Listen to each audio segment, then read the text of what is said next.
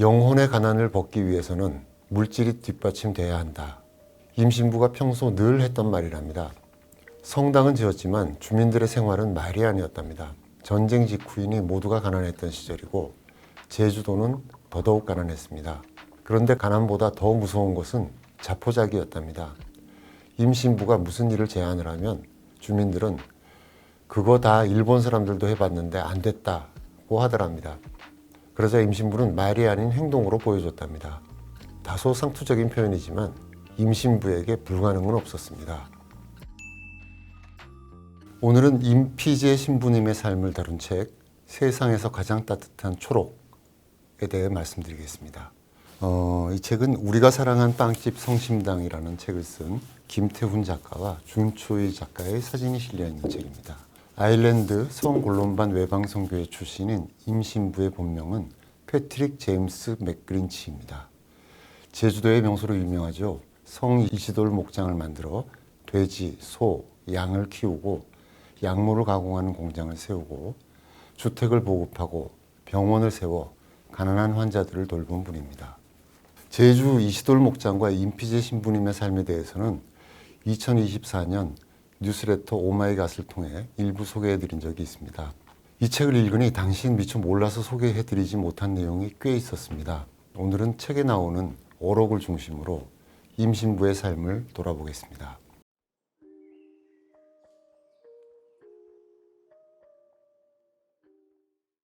임피제 신부는 1928년 가난한 아일랜드에서도 특별히 또 더 가난했던 북부 도니골이라는 지역 출신입니다.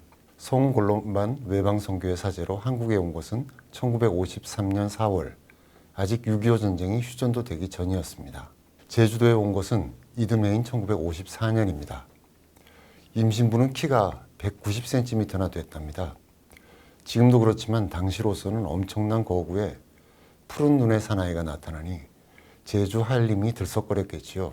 여기저기서 미국놈이라고 쑥덕거리는데 그는 성큼성큼 사람들에게 다가가 서툰 한국어로 나는 미국놈 아니에요, 아일랜드 놈이에요 라고 농담을 했답니다. 순간 주민들의 긴장이 확 풀어졌겠지요. 임신부의 첫 과제는 성당 건축이었습니다. 광주 교구장으로부터 선교비 $1,000를 받아왔지만 쓸 곳이 워낙 많아서 건축비로는 태부족이었답니다. 그런데 어느 날 한림 앞바다에 미국 화물선 한 척이 좌초됐다네요. 그 배에는 목재가 잔뜩 쌓여 있었고요. 마침 선장이 아일랜드 출신이었다고 합니다. 통사정을 했더니 선장은 목재를 가져다 쓰라고 했답니다. 단 조건이 있었는데 사고조사반이 도착하기 전까지 사흘 안에 작업을 끝마치라는 조건이었답니다. 그런데 당시 신자는 20여 명, 그 가운데 힘 좀 쓸 남자는 6, 7명밖에 없었답니다. 그렇지만 일단 부딪혀 보기로 했고 첫날 신자 20명이 열심히 목재를 날랐답니다. 그런데 둘째 날 바닷가에 나가보니 100명이 넘는 사람들이 모여 있더랍니다. 아일랜드 놈 신부가 애쓴다는 소식을 듣고 도우러 온 사람들이었죠. 그렇게 시작해서 1955년 이듬해 성당을 지었답니다.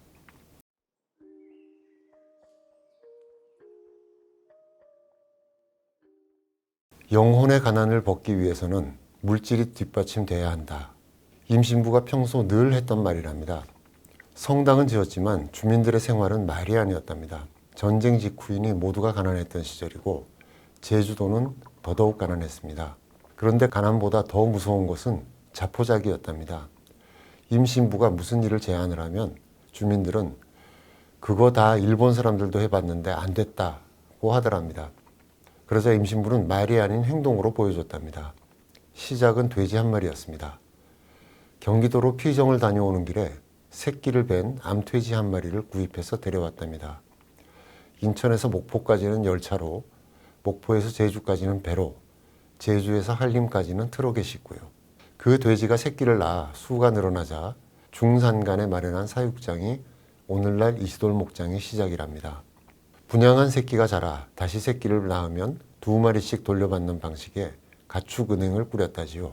사육하는 가축은 시대 변화에 맞춰서 돼지에서 양, 소, 말, 은퇴 경주마로 변했습니다. 주민들의 소득 증대를 위한 사업을 위해 고향의 가족들에게 계속 손을 벌리니까 그의 아버지는 아들, 한국에 선교하러 간다더니 왜 자꾸 돼지와 땅만 사니? 라고도 했답니다. 사업가로서 임신부의 자질이 빛나게 된 것은 목장을 운영하면서입니다. 한때 전국적으로 가장 많은 돼지를 키우게 된 그는 불안정한 국내 수요 대신에 해외로 눈을 돌려 홍콩과 일본으로 수출했답니다. 수출에 구군을 걸었던 당시 우리나라는 1977년 드디어 수출 100억 불을 달성했습니다. 그 해에 이시돌 축산 주식회사가 수출한 물량이 8,150만 달러였답니다. 우리나라 한 해 전체 수출액의 0.8%를 이시돌 목장 한 곳이 감당했던 것입니다. 양을 키우는 것은 사업의 질적 변화 계기가 됐습니다. 고향 아일랜드에서 여성들이 특유의 뜨개질 문양으로 양모를 가공하는 기술을 제주 여성들에게 가르쳤습니다. 한림 수직의 시작이지요. 그것도 공장에 나와서 일을 하는 것이 아니라 바쁜 주민들을 생각해서 재택을 하면서 각자 사정에 맞춰 뜨개질 일감을 나눴답니다.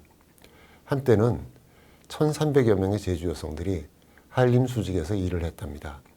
임신부는 서울 조선호텔이 옛 건물을 헐고 신축할 때 이 호텔에도 입점했답니다. 주요 고객인 미국인들에게 판매할 길이 열린 것이죠. 다소 상투적인 표현이지만 임신부에게 불가능은 없었습니다.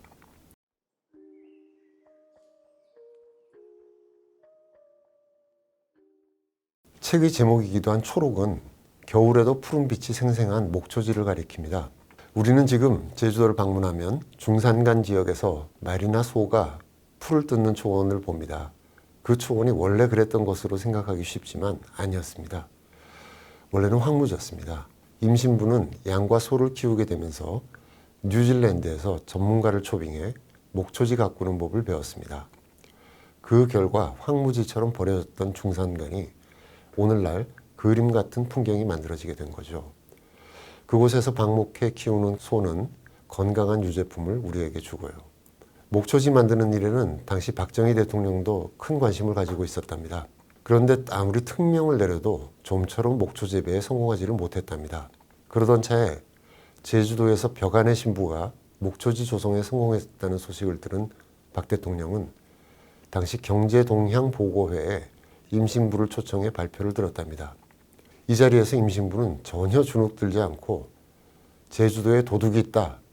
농장에서 항구까지 14km 길 상태가 너무 안 좋아서 항구에 도착하면 돼지들이 1kg씩 살이 빠진다며 비포장 도로가 도둑이라고 일갈했답니다. 박 대통령은 직접 제주도 현장을 찾기도 했답니다. 임신부의 건의를 받고 목장에서 한림항까지 아스팔트 포장과 전기, 전화 가설까지 일사천리로 해결해 줬답니다.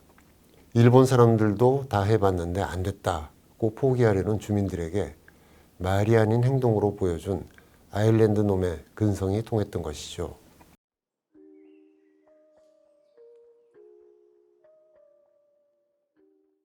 목장, 사료, 양로원, 노인학교, 유아원, 신용협동조합, 이시도로 의원까지 다양한 사업과 복지사업을 벌인 임신부가 마지막까지 심혈을 기울인 것은 호스피스였습니다. 그는 1990년대 중반부터 호스피스 서비스를 시작했고 2002년엔 말기암 환자를 무료 진료하는 성이시돌 복지의원으로 개편하고 2007년에는 이시돌 목장 부지 안으로 옮겨 1200평 부지에 13개 병실, 25개 병상, 1개의 임종실을 마련했다고 합니다. 임신부는 2018년 4월 초 건강이 급격히 악화되자 이시돌 복지의원, 즉 호스피스죠. 거기서 생을 마감하고 싶다고 했답니다. 그의 뜻대로 복지의원으로 옮겨진 임신부는 5시간 후 선종했습니다.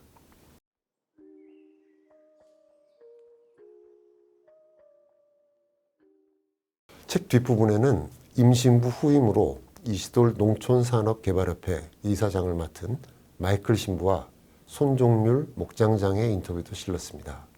마이클 신부는 아일랜드 출신의 수의사였는데요. 1978년 수의과 대학을 졸업하고 소와 양, 돼지 17,500마리가 있는 이시돌 목장에 2년간 자원봉사를 왔었답니다. 그랬다가 임신부로부터 당신 신부 될 생각 없니? 딱 신부 체질인데 라는 말을 들었답니다.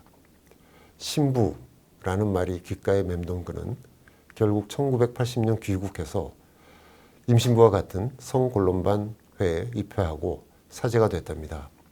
그리고 2004년 결국 그립고 그리던 제주로 왔답니다. 두 사람은 인터뷰에서 임신부님이 하셨던 일들도 모두 계획했던 것이 아니다. 사람들이 배고프고 일자리가 없으니까 목장을 만들고 한림 수직도 만들고 비 때문에 고통받으니 신협을 만들었다. 문제를 해결하려다 보니 하게 된 일들이라면서 우리끼리는 임신부님을 너무 전지전능한 사람, 위인으로 생각하지 말자고 이야기하곤 한다고 했습니다. 그리고 우리는 무엇을 하기보다는 무엇을 하지 말 것인가를 고민한다. 개발하고 돈 버는 사업을 하는 게 아니라 제주의 자연환경, 생태를 지키는 일 같은 게 우리가 할 일이다.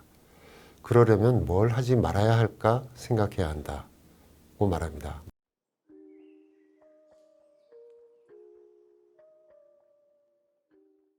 책 제일 마지막에는 사진가 준초이의 사진과 임신부와의 인연 이야기가 적혀 있습니다.